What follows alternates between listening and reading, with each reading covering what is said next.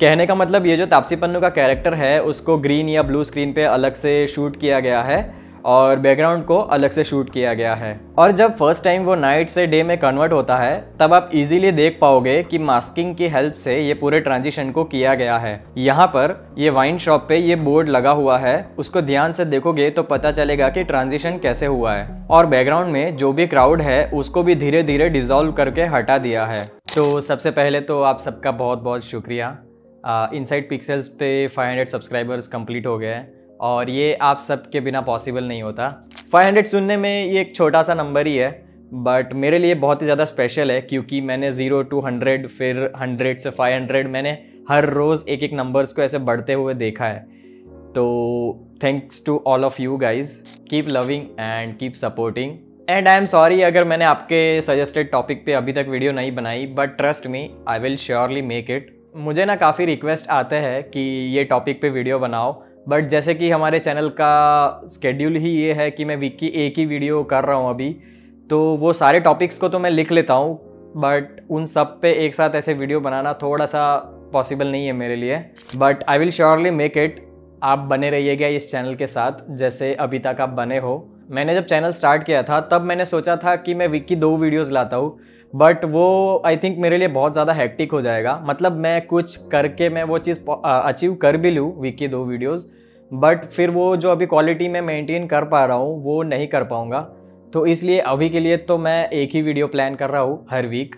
और फिर आप जैसी लॉयल ऑडियंस है अभी मेरे साथ, तो मुझे ऐसा कोई बर्डन नहीं लेना है कि मैं क्वालिटी ओवर क्वांटिटी सर्व करूँ। मे बी इन फ्यूचर अगर कुछ हो पाता है then I will surely try to make 2 videos per week, but अभी के लिए enjoy 1 video every week. And once again thank you very much for all the love and support. So आज के वीडियो का सजेशन भी आप audience में से ही आया था मुझे।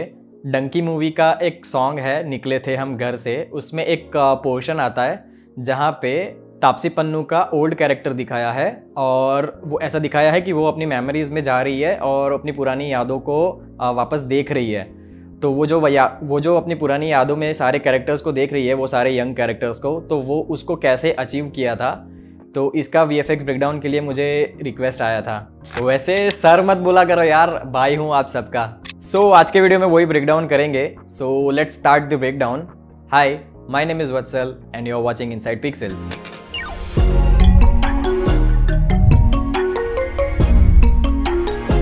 सो बेसिकली ये सॉन्ग में ऐसा दिखाया है कि तापसी पन्नू लंदन से आती है वापस अपने गांव अपने दोस्तों के साथ कुछ साल बाद।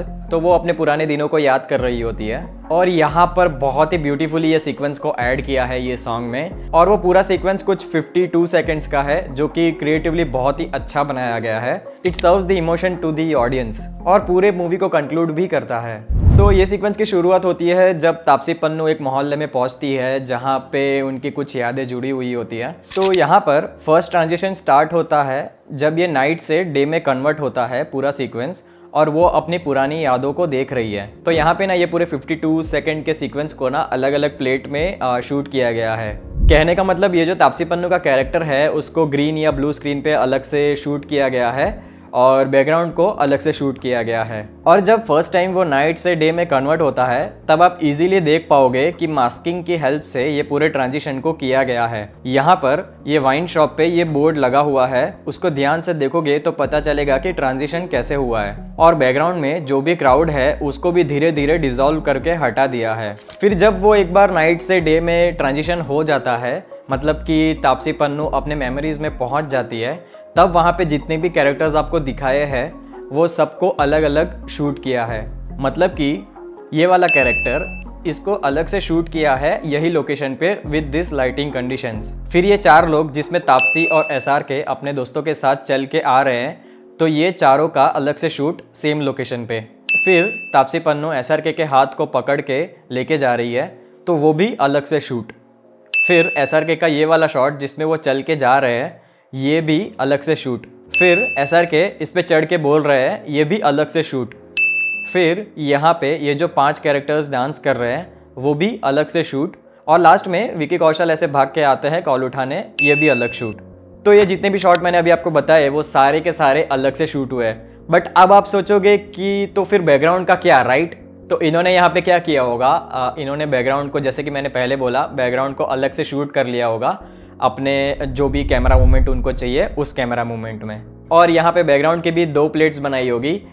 एक प्लेट जिसमें डे लाइटिंग कंडीशन में उन्होंने जो भी उनको कैमरा मूवमेंट चाहिए वो कर लिया, और दूसरी प्लेट जिसमें नाइट लाइटिंग कंडीशन है ये सेट पे, और अगेन सेम कैमरा मूवमेंट उन्होंने नाइट लाइटिंग कंडीशन में भी रिपीट किया। अब बैकग्राउंड की 2 प्लेट इसलिए क्योंकि जब first time night to day में कन्वर्जन होता है, इसके बाद सीक्वेंस के एंड में वापस डे टू नाइट में भी कन्वर्ट होता है। तो वो ट्रांजिशन को करने के लिए नाइट और डे लाइटिंग में दोनों फुटेज को सेम कैमरा मूवमेंट में रिकॉर्ड किया होगा, और ये पूरे बैकग्राउंड प्लेट को विदाउट कैरेक्टर शूट किया गया होगा। तो इनके पास बैकग्राउंड की प्लेट्स आ गई, उनको जो भी कैमरा मूवमेंट चाहिए था उसके साथ। फिर अभी थोड़ी देर पहले जितने कैरेक्टर्स को मैंने मेंशन किया, वो सारे कैरेक्टर्स को टर्न बाय टर्न अलग अलग शूट किया with the same camera movement. अब आप सोचोगे कि सेम कैमरा मूवमेंट कैसे, राइट? तो जैसे कि मैंने अपनी जवान VFX ब्रेकडाउन वीडियो में बताया था कि रेड चिलीज़ के पास एक कैमरा रिग है टेक्नोडॉली, जो बार बार एक ही मूवमेंट को रिपीट कर सकता है। तो ये पूरे के पूरे सीक्वेंस को वो कैमरा रिग की मदद से शूट किया गया है। तो जितने भी कैरेक्टर्स हैं यहाँ पर जो मैंने अभी ऊपर मेंशन किए थे, वो सारे कैरेक्टर्स को अलग से शूट किया गया होगा with the same camera movement जो कि उन्होंने बैकग्राउंड के लिए करा था। सो बेसिकली वो लोग ऐसे बैकग्राउंड को शूट करके आ गए, उनके पास एक कैमरा का डेटा आ गया कि कैमरा कैसे मूव करना है। फिर बारी बारी से सारे जितने भी कैरेक्टर्स अपने को वो पूरे सीक्वेंस में दिखाए हैं, बारी बारी से सेम लोकेशन पे वो कैमरा रिग को चलाया होगा और सारे कैरेक्टर्स को टर्न बाय टर्न अलग अलग प्लेट पे शूट किया गया होगा। थोड़ा सा और डीप में बताता हूँ, यहाँ पर ये वाले कैरेक्टर को इसी लोकेशन पे शूट कर लिया होगा with the same camera movement. तो ये हो गया अपना यंग कैरेक्टर का एक प्लेट। फिर अगेन सेम कैमरा मूवमेंट में दूसरा प्लेट जिसमें तापसी और SRK अपने दोस्तों के साथ चल के आ रहे हैं। तो ये हो गया अपना दूसरा प्लेट। तो अब जो 2 फुटेज इन्होंने अलग से शूट करी है उसको कंपोजिटिंग में मर्ज किया है, और कैमरा मूवमेंट तो सेम ही थी दोनों फुटेज की, तो कोई इशू भी नहीं है। और ये जो ओल्ड तापसी पन्नू का कैरेक्टर है उसका तो मैंने स्टार्ट में ही आपको बताया कि उसको ब्लू स्क्रीन या ग्रीन स्क्रीन पे शूट किया गया होगा। अब जैसे मैंने बोल दिया कि उनको मर्ज किया होगा, तो वो इतना ईजी भी नहीं होगा, क्योंकि कंपोजिटिंग में ना लेयरिंग का एक बहुत मेजर रोल रहता है। कौन सा लेयर ऊपर रहना चाहिए, कौन सा लेयर नीचे रहना चाहिए, कौन सा लेयर इन बिटवीन रहना चाहिए, वो सब चीज़ों को बहुत ही केयरफुली करना पड़ता है। और अगेन ये पूरे सीक्वेंस में रोटो का बहुत ही ज़्यादा काम हुआ है। मतलब जब कैरेक्टर्स एक दूसरे के ऊपर ओवरलैप हो रहे हैं तो वो सब जगह पे फुल बॉडी रोटो करके उसको ऐसे लेयरिंग में बिठाया गया है। फॉर एग्जाम्पल यहाँ पर यंग तापसी शाहरुख खान को लेके जा रही होती है, तो एक जगह पर तो वो ओल्ड तापसी पन्नू के पीछे है शॉट में, पर जैसे जैसे कैमरा मूव होता है वो ओल्ड तापसी के आगे से निकल जाते हैं। तो ये सब लेयरिंग के लिए ना रोटो किया गया है, ताकि कौन सा लेयर बैकग्राउंड में रखना है, कौन सा लेयर फोरग्राउंड में रखना है, वो सब चीज़ों को कंपोजिटर इजीली अचीव कर सके। मूविंग अहेड, जब मैं ये सीक्वेंस को बार बार प्ले करके देख रहा था तब मुझे पहले ऐसा लगा था कि ये सारे कैरेक्टर्स जो अभी मैंने ऊपर मेंशन किए थे वो सबको क्रोमा पे शूट किया गया होगा। बट सीक्वेंस के एंड में एक शॉट आता है जहाँ पे विकी कौशल ऐसे स्टेयर्स से उतर के नीचे आते हैं कॉल रिसीव करने के लिए। तो तब यहाँ पर इनके पैरों के मूवमेंट की वजह से हल्की सी धूल उड़ती है। तो वो देख के मुझे पता चला कि जितने भी कैरेक्टर्स हैं ये सीक्वेंस में वो सबको ऑन लोकेशन ही शूट किया गया है। और यही शॉट में यहाँ पर भी देखोगे तो ये लोग जो डांस कर रहे हैं उनके शेडोज एकदम रियल है।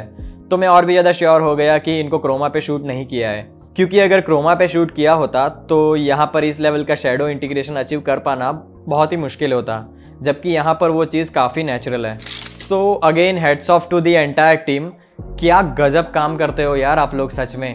अब ना एक और चीज़ बताता हूँ आपको, जो सुनने के बाद आपको लगेगा कि सच में शाहरुख खान और रेड चिलीज़ के बाद बहुत ज़्यादा पोटेंशियल है। यहाँ पर ये सिर्फ 52 सेकेंड के सीक्वेंस के लिए इन्होंने पूरा का पूरा रीशूट किया है। ये सारे मोमेंट्स जो तापसी पन्नू अपने मेमोरीज में देख रही है कि वो सारे कैरेक्टर्स ऐसे चल के आ रहे हैं, फिर शाहरुख खान वो उस पर चढ़ के ऐसे दारू पी के कुछ तो डायलॉग बोल रहे थे वो वाला, फिर शाहरुख खान ऐसे फ्रेम में चल के आ रहे हैं, फिर वो सारे कैरेक्टर्स ऐसे डांस कर रहे हैं, फिर तापसी पन्नू शाहरुख खान के हाथ को पकड़ के ऐसे लेके जाती है।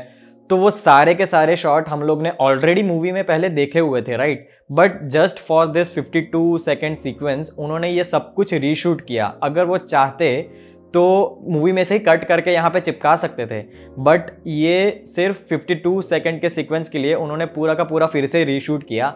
अब ये मैं किस बेसिस पे कह रहा हूँ ये भी बताता हूँ। ये वाले शॉट में जब विकी कौशल ऐसे भाग के आते हैं कॉल रिसीव करने के लिए, तो ये वाला शॉट मूवी में जब आता है तब यहाँ पर एक बंदा होता है जो कि विकी कौशल को आवाज़ लगाता है कि आपके लिए फ़ोन है, और फिर वो भाग के जाता है उस बंदे के पास और वो बंदा फिर हाथ में फ़ोन देता है विकी कौशल को। और जब सेम मूवमेंट ये सॉन्ग के इस सीक्वेंस में आता है तब आप देखोगे तो यहाँ पर कोई बंदा नहीं है, वो खुद से आके कॉल उठा रहा है। तो बेसिकली ये सीक्वेंस के लिए पूरा रीशूट किया होगा कैरेक्टर्स के साथ, और उनको बोला गया होगा कि ऑलमोस्ट सिमिलर एक्टिंग रखना जो उन्होंने पहले करी थी वैसी।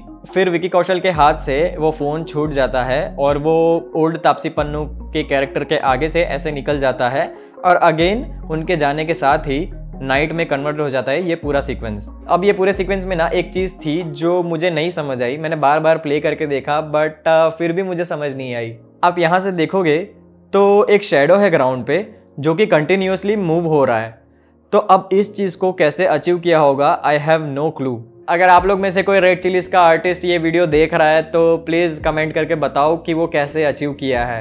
सो वीडियो के एंड में मैं आप सबको एक चीज़ बताना चाहता हूँ कि रिसेंटली मैंने अपने चैनल पे एक सीरीज़ स्टार्ट करी है VFX talks. Basically it's a podcast जहाँ पर मैं अपने कुछ दोस्तों को जो इंडस्ट्री में काम कर रहे हैं उनको बुला के उनका एक्सपीरियंस डिस्कस करेंगे, उनके प्रोजेक्ट्स के बारे में डिस्कस करेंगे, और काफ़ी अलग अलग डिपार्टमेंट्स जैसे कि पूरा CG डिपार्टमेंट, जैसे कि 3D मॉडलिंग आर्टिस्ट या texturing artist, animation artist, lighting artist, compositing artist, तो ये सब अलग अलग डिपार्टमेंट्स से आर्टिस्ट को बुला के हम लोग उनके बारे में जानेंगे। तो अगर आपको थोड़ा सा भी इंटरेस्ट है ये फील्ड में तो आई वुड हाईली रिकमेंड कि आप वो वीडियो जाके देखें। अभी के लिए तो मैंने एक ही वीडियो लाया है उसके ऊपर जो कि 2 पार्ट में डिवाइडेड है, तो अगर आपको थोड़ा बहुत भी इंटरेस्ट है तो वो आप चेकआउट कर सकते हो, लिंक मैं डाल दूंगा डिस्क्रिप्शन में। And that's it for today's video. If you are still here watching this video then make sure to give a thumbs up, and if you are new to this channel then make sure to subscribe to the channel and turn on bell notification to never miss any update, and I'll see you in the next one. Bye.